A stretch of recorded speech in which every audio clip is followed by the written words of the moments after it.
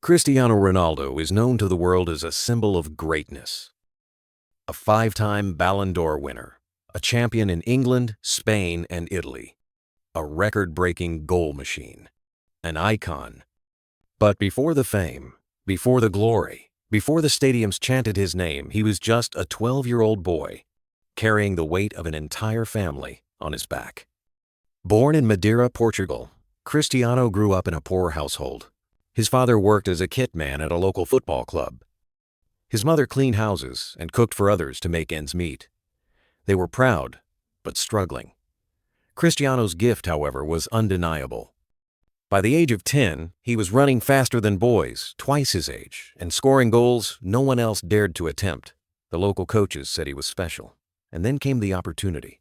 At age 12, Sporting Lisbon invited him to join their youth academy. It was the kind of offer most families could only dream of, but it came with a price.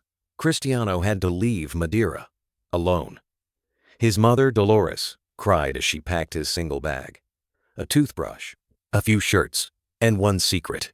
Before zipping up his small suitcase, she tucked a folded letter into the inside pocket. No envelope, no signature, just 6 handwritten words scrawled across the top. Read this only when you're done. Cristiano didn't know about the letter. Not at first. He arrived in Lisbon filled with a mix of fear and fire. He was the smallest boy in the academy. His accent was thick. His confidence, fragile. The other boys mocked him. They laughed at his clothes, at his hair, at how he cried at night when no one else was awake. He trained harder than anyone, faster, longer. He practiced free kicks until his legs cramped. But still, he felt alone, and that loneliness grew. 3 months in, Cristiano had his first real breakdown. He had just been dropped from the starting lineup for the youth team. The coach told him he wasn't ready yet.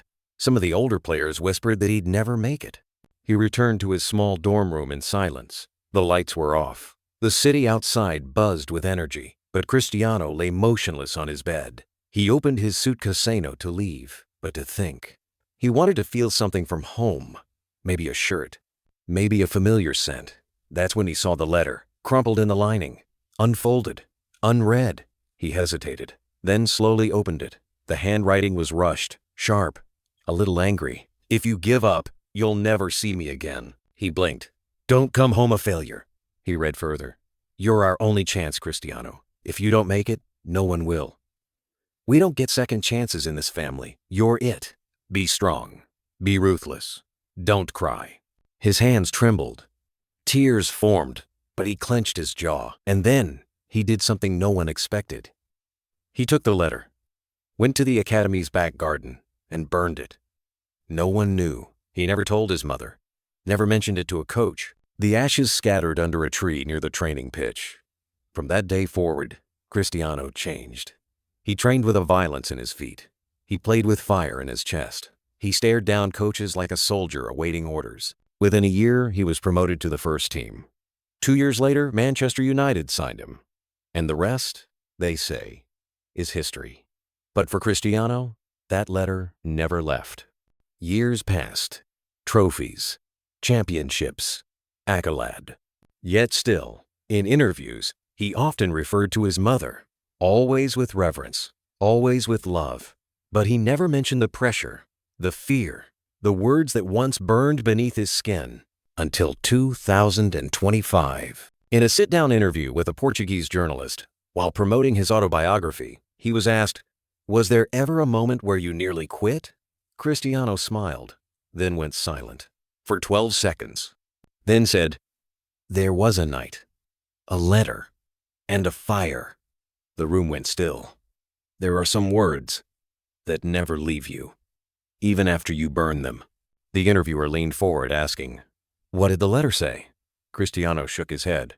"Only she knows, and I'm not sure even she remembers." The clip went viral. Fans and media scrambled to figure out what he meant. Old teammates from the academy were contacted. One, who asked to remain anonymous, said, "He was different after that night. Focused, like a machine." Another claimed, "We heard he destroyed something. A letter, maybe?" Never talked about it. Reddit threads exploded with theories. Some said the letter was motivational. Others believed it was manipulative. A few even accused his mother of psychological pressure. But Dolores denied ever writing anything like it. "I never told him not to come home," she said in an interview. "I told him I loved him, always." So who wrote the letter? And why did Cristiano feel the need to destroy it? Some say the letter was real, but not meant to be read. A piece of emotional armor his mother gave him. Hard words to toughen him, not to hurt him. Others believe the letter never existed, that the story was a metaphor, a way to explain the rage, the hunger, the obsession with winning. But the tree behind the academy where the ashes fell is still there, and in the bark, carved deep and nearly invisible, are two letters, C.R., no date, no signature, just an echo of something burned long ago. Cristiano never mentioned the letter again, but that quote, that line, became iconic.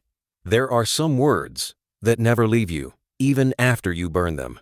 And maybe, for all his greatness, for all his records and goals and glory, it was never about proving the world wrong. It was about proving a letter right. If you enjoyed this story and want to discover more hidden chapters from the lives of iconic figures, subscribe to Unseen Stories. We uncover the truths you were never told.